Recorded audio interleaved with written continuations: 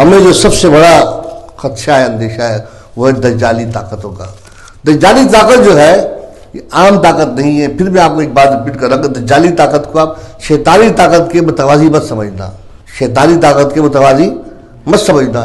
دجالی طاقت جو ہے شیطان سے بہت بڑی طاقت ہے، جس کے بارے میں صحابہ کرام علیہ رضوان جو ہے وہ پناہ مانگتے تھے۔ رسول اللہ صلی اللہ علیہ وسلم صحابہ کرام پناہ مانگتے تھے کہ دجال یاد رکھیے کہ کسی شخص کا نام نہیں ہے، بہت بڑے سسٹم کا نام ہے۔ یہ کیا ہے؟ ایک بہت بڑا سسٹم ہے جس کو دنیا کے اندر رائج کیا جائے گا۔ اور اللہ تبارک و تعالیٰ نے ایک قرآن میں آیت لکھی ہے کہ وَآتَيْنَاهُ مِن كُلِّ شَيْءٍ سَبَبًا، کہ میں نے تمہیں ہر چیز کے اسباب مہیا کیے۔ اب اس سے کافر بھی فائدہ اٹھا رہے ہیں، مسلمان بھی فائدہ اٹھا رہے ہیں کہ جو شخص دنیا کے اسباب کو جو اللہ تبارک و تعالیٰ نے پیدا کیے، ان اسباب کو جو شخص پکڑے گا، ان پر محنت کرے گا، مشقت کرے گا، چاہے مسلمان ہو چاہے کافر ہو، وہ اس کو ترقی ملے گی دنیا کے اندر۔ اب انہوں نے اسباب اپنے ہاتھ میں لے لیے، علوم اپنے ہاتھ میں لے لیے، علوم کے تحت وہ ہم پر غالب آ گئے، اور ہم جو ہے جہالت کے اندر رہے، علم و فنون کے اندر انہوں نے ترقی نہیں کی۔ یقین مانیے مسلمان اس بارے میں اتنا ہی فراغ دل تھا، اتنا فراغ دل تھا کہ جب ہسپانیہ میں مسلمانوں کی حکومت تھی 800 سالہ، تو اس وقت دنیا کا عظیم انسان جو علمی خزانہ تھا وہ وہاں کی لائبریریوں میں 10 لاکھ کتب جو ہے ہمارے عربی لائبریری میں پائی جاتی تھی، لاکھوں کی تعداد میں کتب تھی۔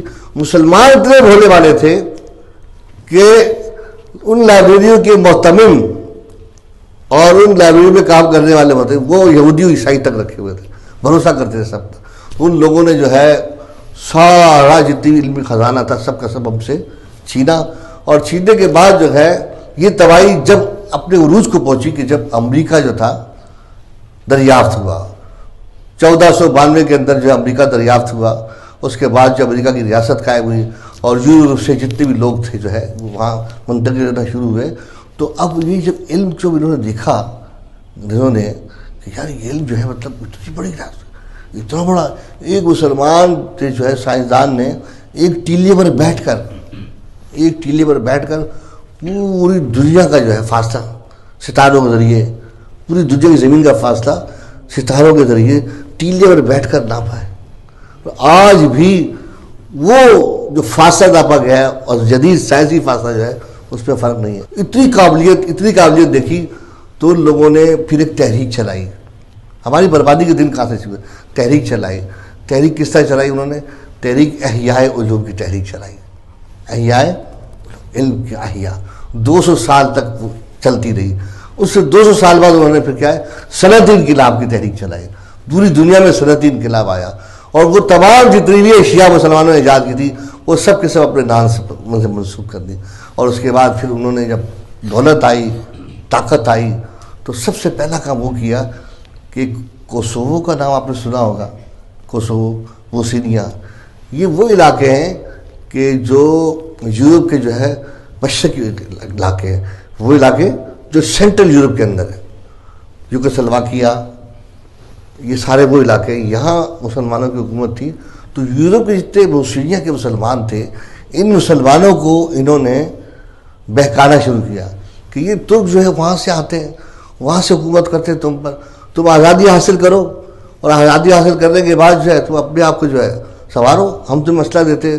تو سب سے پہلے جو ہے 19ویں صدی کے اندر 1850 کے بعد جو ہے ان لوگوں نے مسلمانوں سے، ترکوں سے آزادی حاصل کر لی، آزاد ہو گئے۔ آزاد ہونے کے بعد کیا ہوا کہ جب یہ نہتھے ہو گئے، آزاد ہو گئے، جب نہتھے ہو گئے، مسلمانوں کی پہنچ سے دور ہو گئے، پھر ان لوگوں کو انگریزوں نے مارا، اور اس وقت سے مار کر آج تک جو ہے کوسوو کا حال، بوسنیا کا حال اور بلغاریہ کا حال ایسا کر دیا مسلمانوں کو کہ سر اٹھانے کا قابل نہیں۔ اور بس کی بات یہ کہ وہ سلسلہ وہاں سے چلا، پھر ہندوستان میں قابض ہوئے، اور آج عراق، شام، تمام ممالک کو تباہ کرنے کے بعد بھی الزام ہم پر ہی ہے کہ مسلمان ٹیررسٹ کرتے ہیں۔ واہ واہ واہ، کیا خوب ان کے پاس ان کا پروپیگنڈا دیتے۔ اور پھر جس دنیا کو چلانے کے لیے اللہ جل سبحانہ نے انبیاء علیہ السلام کو بھیجا، نبیوں کو بھیجا، علم اتارا، متقینوں کو اتارے، پرہیزگاروں کو اتارے، جب انبیاء علیہ السلام کا سلسلہ منقطع ہو گیا، ابوبکر صدیق جیسے لوگ اتارے تاکہ اس امت کو قیامت تک جو ہے سبق دیا جائے، پھر فاروق اعظم جیسے لوگ اتارے، کون سے صدیق اکبر؟ وہ صدیق اکبر جو لوگوں کا خلیفہ بننے کے بعد لوگوں کی بکریوں کا دودھ دہا کرتے تھے، وہ صدیق اکبر ہے۔ فاروق اعظم بھاپ گئے تھے کہ وقت آئے گا کہ مجھے خلافت ملے گی، وہ معمولات کو دیکھتے تھے صدیق اکبر کے، کسی کے معمولات کیا ہے۔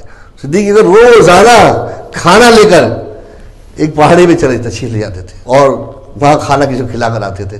جب فاروق اعظم رضی اللہ عنہ کے دن آئے اور آپ خلیفہ بنے، آپ بھی کھانا لے کر چلے گئے، وہاں گئے پہاڑی پہ دیکھا کہ نابینا شخص جو ہے وہ بیٹھا ہوا ہے، محتاج ہے۔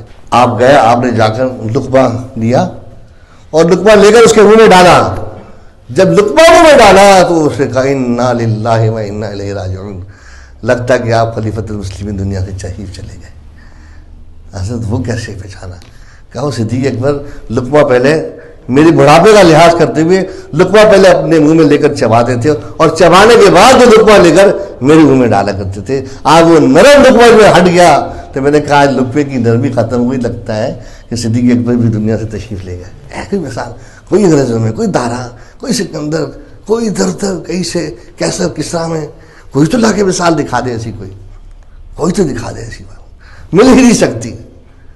یہ خلیفہ وقت کو روک کھڑے ہو کر بڑی محفل میں ایک شخص کہتے کہ خلیفۃ المسلمین آپ خلیفہ ہیں اور آپ نے جو کرتا پہنا ہوا ہے، جو کپڑا پہنا ہوا ہمیں بھی ملا تھا، لیکن آپ کا قد تو ہم سے بڑا ہے، اتنے کپڑا زیادہ کہاں سے آ گیا آپ کے پاس؟ فرمانے لگے بے شک تمہارا سوال صحیح ہے، لیکن میرے بیٹے کو بھی ملا تھا بیت المال سے، مجھے ہی ملا تھا، اس نے اپنا حصے کا کپڑا مجھے دے دیا، اس لیے میرا کرتا بڑھ گیا۔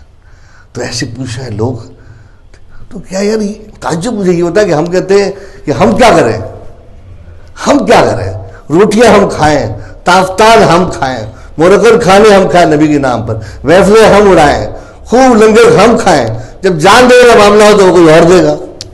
یار یہ صفت تو مسلمانوں کی نہیں ہے، یہ صفت تو یہ تو یہودیوں کی صفت ہے کہ منا سلوا بھی کھایا، سب کھایا، پیٹ بھر میں کھاتے رہے، اور جب جنگ کا وقت آیا تو اللہ جل نے خوب فرمایا کہ مصطفیٰ کریم اللہ علیہ السلام کو کہ ان کو کہو جنگ کا، تو کہا وہ تمہارے رب چاہے اور تم جا کے لڑو، ہمیں تو فرصت ہے۔ اللہ تعالیٰ فرمایا اچھا ان کو کہو گے کہ اب تمہیں نا سجدے سے سر مت اٹھانا، پہاڑ لا کے سروں پہ رکھ دیے، کہا کہ کرنا یا نہیں کرنا، تو پھر مجبور ہو گئے۔ تو اللہ ایسا وقت نہ لے آیا ہم پر کہ ہم ایسے ہو جائے۔ سارے کام مطلب ہے کہ ہم کریں نبی کے نام پر جو ہے گلچھرے اڑائیں۔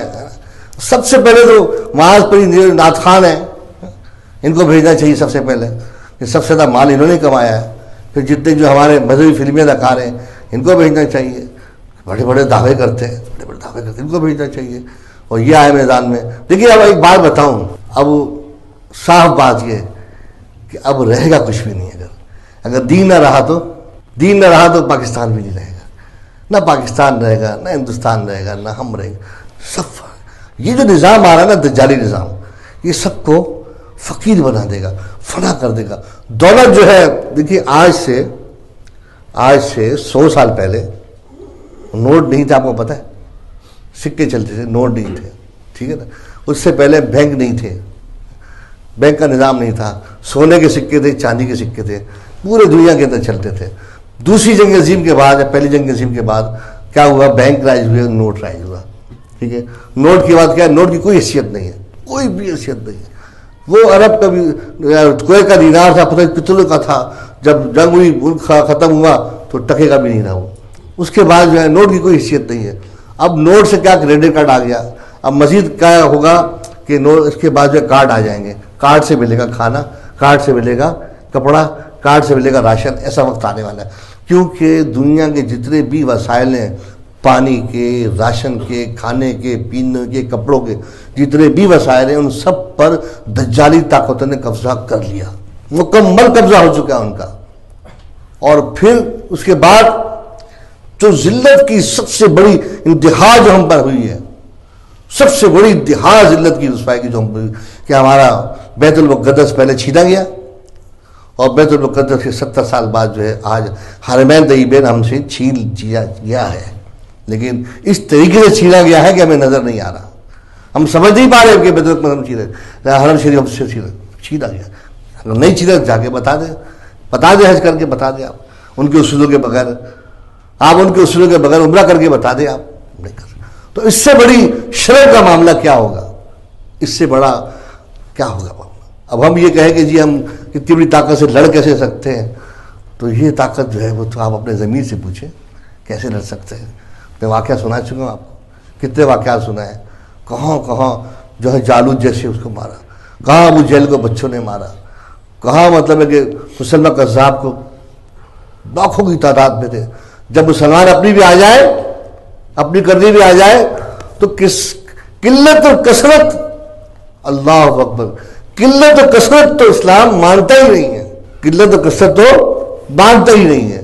بس جان نثاری کی حیثیت ہے کہ جان نثار کیسے کرتا ہے، اپنی جان کو کیسے نثار کرتا ہے، اپنے آپ کو کیسے پیش کرتا ہے.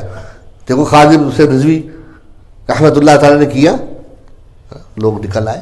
اور آپ کیا سمجھتے ہیں خالد حسین رضوی صاحب نے جو کیا ہے وہ رائگاہ گیا ہے؟ الحمدللہ وہ پانی ڈال گئے، وہ پانی پلا گئے ہمیں، وہ کہ انشاءاللہ پانی جو ہمارے اندر گیا ہے، ہماری آنکھوں میں گیا ہے، الگ حلق میں اترا ہے، اب ایک شرم کے مقام پہ لا کے اس کو کھڑا کر دیا ہمیں، ایک شرم کے مقام پر کھڑا کر دیا مقام پہ کہ اب ہماری آنکھوں میں شرم حیا آ گئی ہے کہ ہمیں اب کچھ کرنا چاہیے. اب کیسے کریں گے، کیا ہوگا، یہ تو اب سوچ آپ میں رہی نہیں ہوگی میرے خیال میں. ہمارے بیان جو آپ اٹینڈ کر چکے یا رہی ہے ابھی بھی، کیسے ہوگا، کیا ہوگا. اللہ تبارک و تعالیٰ اپنا کرم کرے گا. جب ہوگا اور جب میدان میں نکلیں گے اپنی جان لے کر، دیکھ لیں کیا ہوگا انشاءاللہ تعالیٰ. پھر یہ پاکستان میں انشاءاللہ انقلاب آئے گا. اب ظلم ہے نا یار.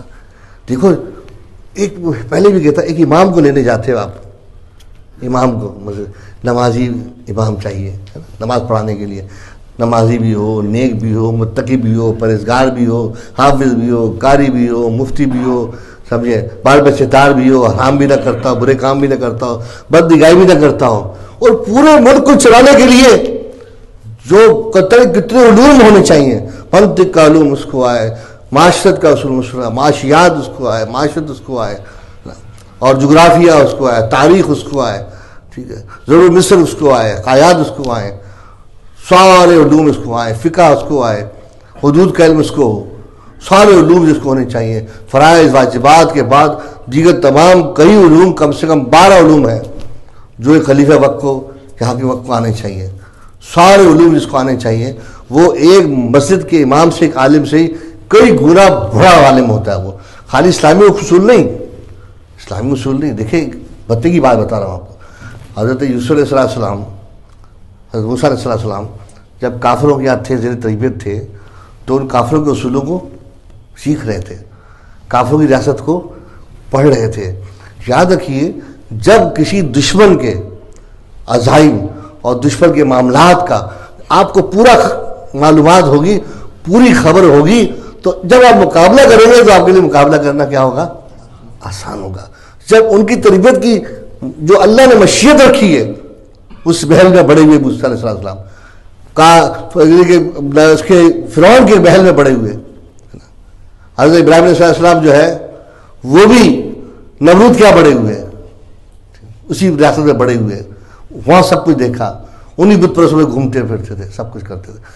اسی طرح جو ہے رسول اللہ صلی اللہ تعالی وسلم انہی کافروں میں بڑے ہوئے، مکے کافروں میں پیدا ہوئے، وہ کفر دیکھا. تو جب کفر کے حالات، ایسے ریاست کے حالات سے آگاہی جب مکمل ہوتی ہے تو مقابلہ کرنا کیا ہوتا ہے، آسان.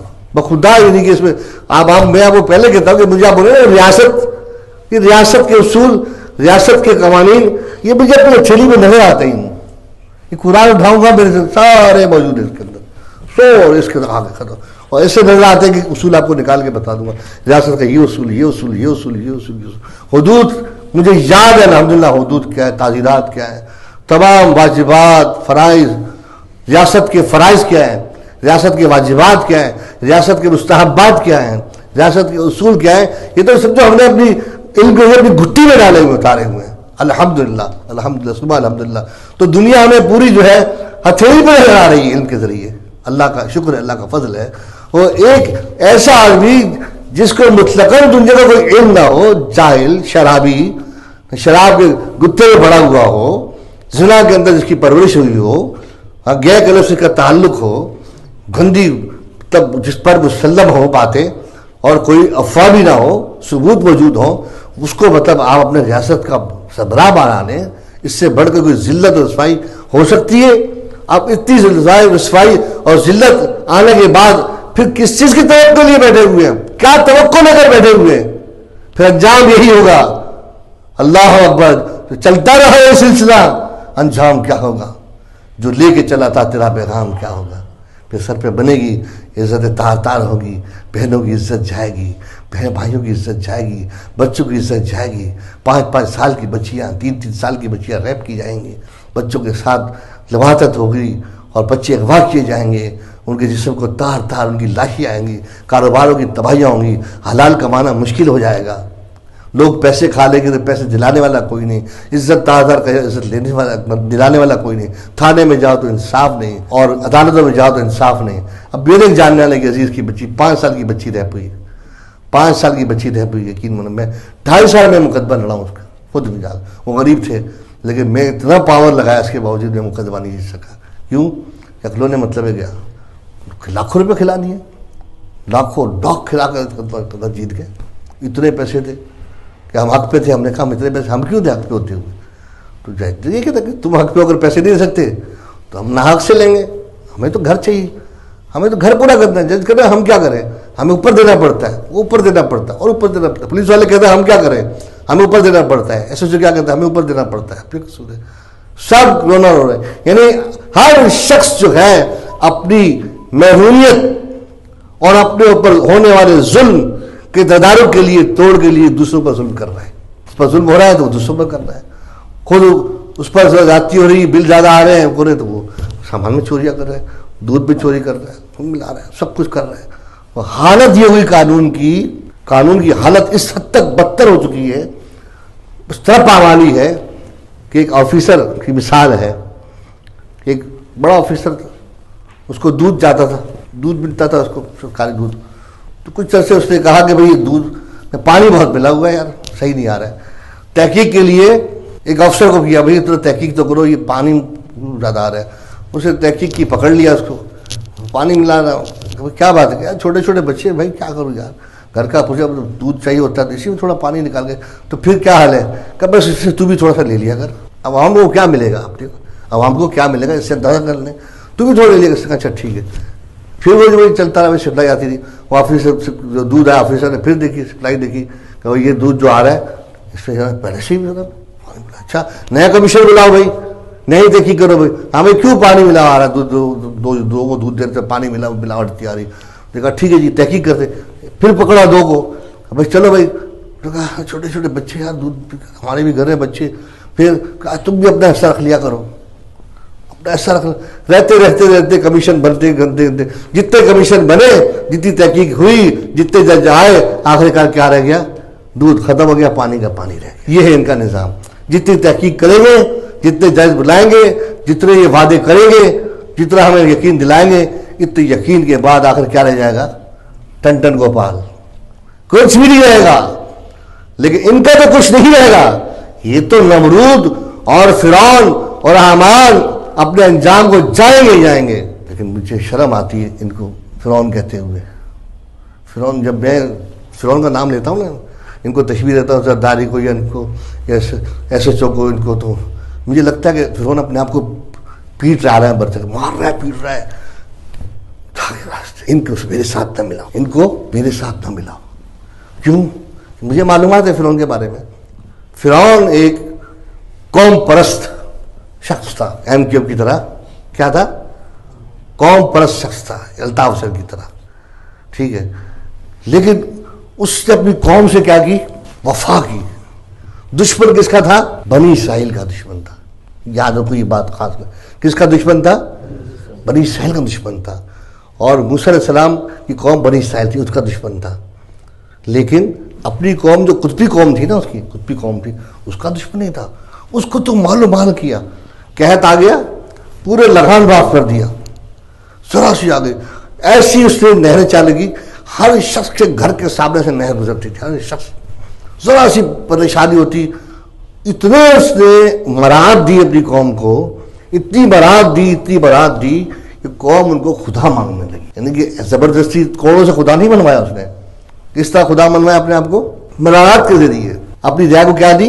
برات دی، عیش و عشرت دیا، اور مزید کیا دیا کہ بنی اسرائیل پر ظلم کر کے اپنا غلام بنا، ان سے کام بھی لو، نہ کرے تو ہمیں بتاؤ۔ اتنا ظلم تشدد کس پر تھا؟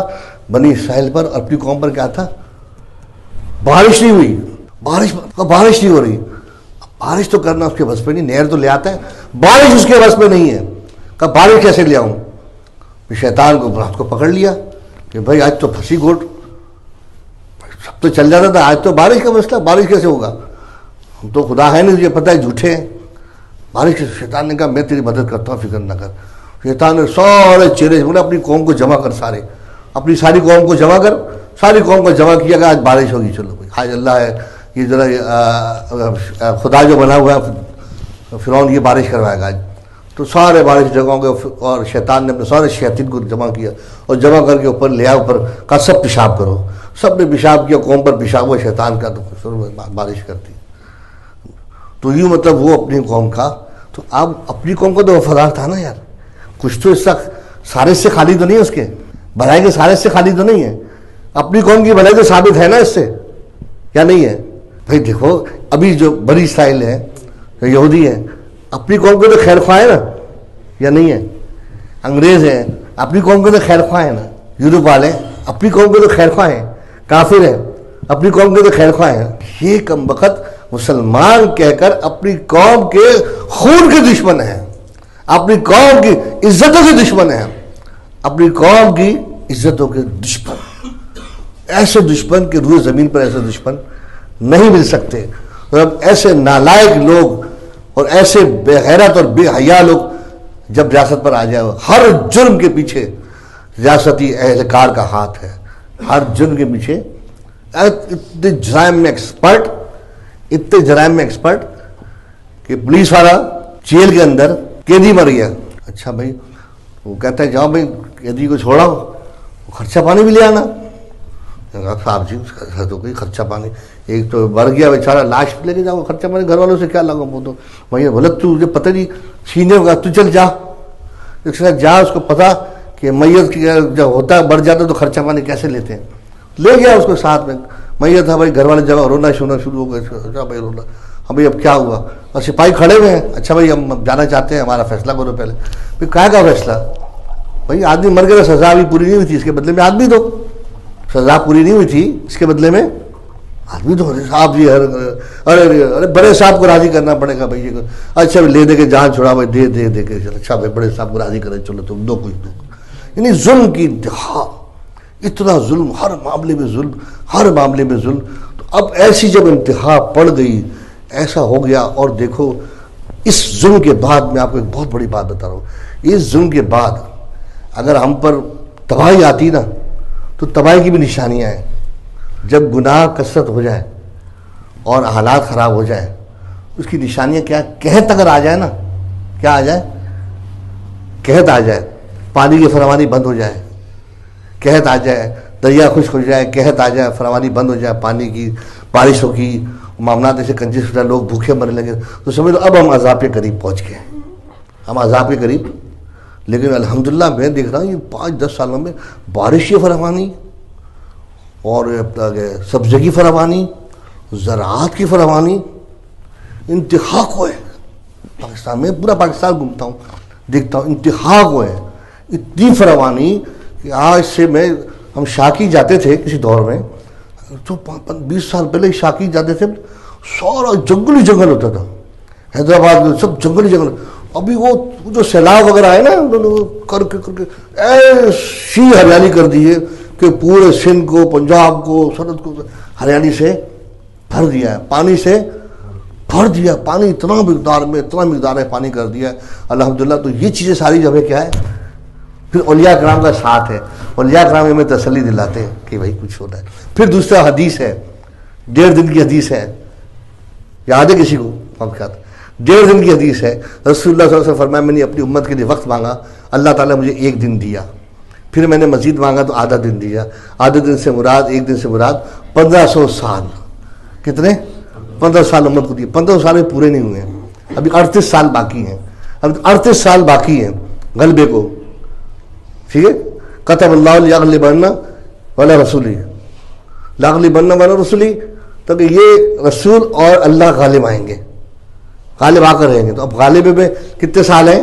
اب جو جوہری نظام ہے وہ اتنا تیز سے تیز آ رہا ہے. مکہ گیا، مدینہ گیا، آپ دیکھ رہے ہیں یہ 6 ماہ کے اندر، 1 سال کے اندر تبدیلیاں آئی ہیں. یہ ہزاروں سال میں نہیں آئی ہیں تبدیلیاں. یہ تبدیلیاں ہزاروں سال میں نہیں آئی ہیں، ہزاروں سال میں نہیں آئی. 1000 سال میں وہ تبدیلی نہیں آئی جو یہ 1-2 سال کے اندر آئی. یہ تبدیلیاں اتنی مطلب تبدیلیاں کہ خانہ کعبہ کتنے 1400 سال سے طواف چل رہا ہے جو کبھی رکا ہی نہیں ہے 24 گھنٹے. حضرت ابو حنیفہ رضی اللہ تعالیٰ عنہ کے دور میں ایک شخص جو قسم کھا لی کہ میں جب تک یہ طلاق ہے جب تک کہ وہ کام نہ کر لوں جو دنیا میں کسی نے نہ کیا ہو. بڑے پریشان، ایسا کام کون سا ہے جو دنیا میں کسی نے نہ کیا ہو؟ بڑے پریشان ہو گئے. امام حنیفہ کی بارگاہ میں حضرت یہ آپ کا کوئی مسئلہ ہی نہیں ہے، آپ تو شہنشاہ ہیں، مسئلے ہی مسائل کے. کہ 13 لاکھ 13.5 لاکھ مسائل پر غور کیا آپ نے. امام حنیفہ نے کتنے 13.5 لاکھ غور کیا. وہ ہمارے پاس موجود ہے یار. ہم سے لڑتے ہو تم، ہم سے لڑتے ہو تم. شراب پی کر کتوں کو تمہیں تو کیا آتا ہے، کتوں کو ٹکے کھلانے آتے ہیں، شراب پینا آتی ہے اور طوائفیں نچانا آتی ہے، اور تم کہتے ہو کہ ملک چلائیں، ہم ملک چلائیں گے. ہم سے لڑتے ہو. 13.5 لاکھ مسائل جس کے بڑوں نے کیے ہو. اعلیٰ حضرت 60 علوم پر ہمارے شہنشاہ علم کے شہنشاہ اعلیٰ حضرت فخر 60 علوم پر قدرت حاصل ہو، جن کو ماسٹرز کیا ہو جنہوں نے 60 علوم پر. کون سا علم نہیں آتا؟ اس خادر سے پوچھ لو آپ کو کون سا علم نہیں آتا. آؤ بات کرو جس علم کا ماسٹر لے کے آؤ، فزکس ہو، کیمسٹری ہو، لاجک ہو، لوگرتھم ہو، الحمدللہ کتنے دنیا کے علوم جو جغرافیہ ہو، کسی علم پر آ جائے الحمدللہ دنیا کے ادھر سے ادھر لے کر آپ خادم بتائے گا. آپ ادھا سے خادم ہیں ہم علوم کے الحمدللہ. اللہ نے سمندر دے دیا، یہ نہیں کہ تکمیل نہیں ہوئی، ابھی تو بڑے علم آ گئے، بڑا علم باقی، بڑا کچھ سیکھ رہے ہیں. تو اب وہ جو جن رات شراب میں اللہ کے رسول کا نام جن کو لینا نہیں آتا، جن کو یہ نہیں پتا کہ کیا کھایا جاتا ہے کیا پیا جاتا ہے، وہ جب سربراہ بن جائیں تو تباہی کا عالم کیا ہوگا ایسے نالائقوں کی وجہ سے.